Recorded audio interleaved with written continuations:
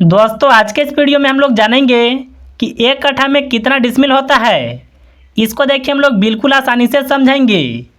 देखिए आपको एक बात सबसे पहले पता होना चाहिए, जो कट्ठा का मान होता है वह अलग अलग जगहों पर अलग अलग होता है, लेकिन देखिए जो डिसमिल का मान होता है वह सभी जगह पर सेम होता है।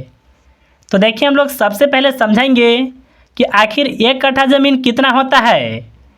देखिए जो कट्ठा का मान होता है वह लगी पर डिपेंड करता है। अधिकतर जगह पर जो मापी होता है वह 5.5 हाथ की लगी से मापी होता है। अब चलिए हम लोग जानेंगे कि आखिर कितना लंबाई और कितना चौड़ाई रहेगा कि वह ज़मीन एक कट्ठा होगा। देखिए एग्जाम्पल के तौर पर अगर देखिए आप लंबाई लेते हैं 45 फीट, तो देखिए आपको चौड़ाई लेना होगा 30.25 फीट। यानी देखिए 45 फीट लंबाई और 30.25 फीट चौड़ाई वाला कोई भी प्लॉट है तो वह ज़मीन एक कट्ठा होगा। अब देखिए आपके मन में सवाल होगा कि आखिर एक कट्ठा ज़मीन स्क्वायर फीट में कितना होता है। तो देखिए स्क्वायर फीट निकालने के लिए आपको लंबाई और चौड़ाई का गुना करना होता है। तो देखिए हम लोग सबसे पहले फार्मूला लिख लेते हैं, लंबाई गुना चौड़ाई। यहाँ पर देखिए लंबाई है 45 फीट, तो इसके जगह पर 45 को लिखेंगे, और यहाँ पर देखिए चौड़ाई है 30.25 फीट। अब देखिए इन दोनों संख्याओं का गुना करेंगे। अगर देखिए आप इन दोनों संख्याओं का गुना करते हैं तो आपका आएगा 1361.25। और देखिए दोनों मान फीट में है ना, तो फीट से गुना फीट में होता है, तो यह आएगा स्क्वायर फीट में। यानी देखिए एक कट्ठा ज़मीन जो होता है 1361.25 स्क्वायर फीट होगा। देखिए यह जो मापी होता है यह 5.5 हाथ की लगी से होता है, और देखिए अधिकतर जगह पर जो मापी होता है यही 5.5 हाथ की लगी से होता है। अब चलिए हम लोग समझेंगे कि एक डिसमिल ज़मीन कितना होता है। देखिए अगर आप एग्जाम्पल के तौर पर अगर आप लंबाई को लेते हैं 30 फीट, तो देखिए आपको चौड़ाई लेना होगा 14.5 फीट। अगर देखिए एग्जैक्ट मान की बात करें तो 14.52 फीट लेना होगा।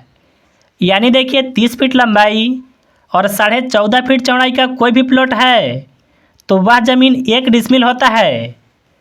अब देखिए हम लोग जानेंगे कि एक डिसमिल ज़मीन स्क्वायर फीट में कितना होता है। तो देखिए स्क्वायर फीट निकालने के लिए लंबाई और चौड़ाई का गुना करना होता है। यहाँ पर देखिए लंबाई का मान है 30 फीट और यहाँ पर देखिए चौड़ाई का मान है 14.5 फीट। अब देखिए हम लोग इन दोनों संख्याओं का गुना करेंगे। अगर देखिए आप इन दोनों संख्याओं का गुना करते हैं तो आपका आएगा 435.6। यानी देखिए एक डिसमिल ज़मीन जो होता है 435.6 स्क्वायर फीट होता है। देखिए हम लोग को जानना था कि एक कट्ठा में कितना डिसमिल होता है।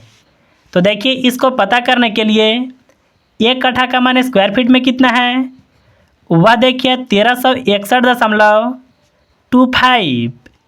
इसमें देखिए आपको भाग लगाना होगा जो एक डिसमिल का मान है, यानी 435.6 से। अगर देखिए आप यह मान में इससे भाग लगाते हैं तो आपका आएगा 3.125। यानी देखिए एक कट्ठा में इतना डिसमिल ज़मीन होता है। अब देखिए आपके मन में सवाल होगा कि हम लोग सुने हैं कि एक कट्ठा में 4.25 डिसमिल ज़मीन होता है, तो वह देखिए 5.5 हाथ की लगी से नहीं होता है, वह देखिए 6 हाथ की लगी से होता है। अगर देखिए आप 6 हाथ की लगी से ज़मीन की मापी करते हैं तो उसको भी देखिए आप यहाँ पर समझिए। जैसे मान लेते हैं कि यह ज़मीन है एक कट्ठा, तो देखिए 6 हाथ से मापते हैं तो आपको देखिए लंबाई लेना होगा 45 फीट, और यहाँ पर देखिए आपको चौड़ाई लेना होगा 36 फीट। यानी देखिए 45 फीट लंबाई और 36 फीट चौड़ाई का कोई भी प्लॉट है तो वह देखिए 6 हाथ से एक कट्ठा ज़मीन होता है। अब चलिए हम लोग इसको भी जानेंगे कि स्क्वायर फीट में कितना होगा। तो इसके लिए देखिए लंबाई और चौड़ाई का गुना करना होगा। यानी देखिए 45 में 36 से गुना करेंगे। अगर देखिए आप इन दोनों संख्याओं का गुना करते हैं तो आपका आएगा 1620। यानी अगर आप 6 हाथ की लगी से 1 कट्ठा ज़मीन को मापते हैं तो 1620 स्क्वायर फीट होगा। और देखिए हम लोग पहले जो मापी किए थे उसमें कितना था, वह देखिए था 1361.25। अब देखिए इसमें हम लोग को डिसमिल पता करना है ना, तो हम लोग देखिए 1620 में जो 1 डिसमिल का मान है यानी 435.6, इससे भाग लगाना होगा।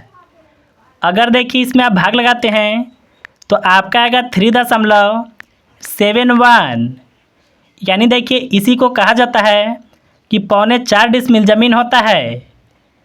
तो मुझे उम्मीद है कि आप बिल्कुल आसानी से समझ गए होंगे कि 1 कट्ठा में कितना डिसमिल ज़मीन होता है।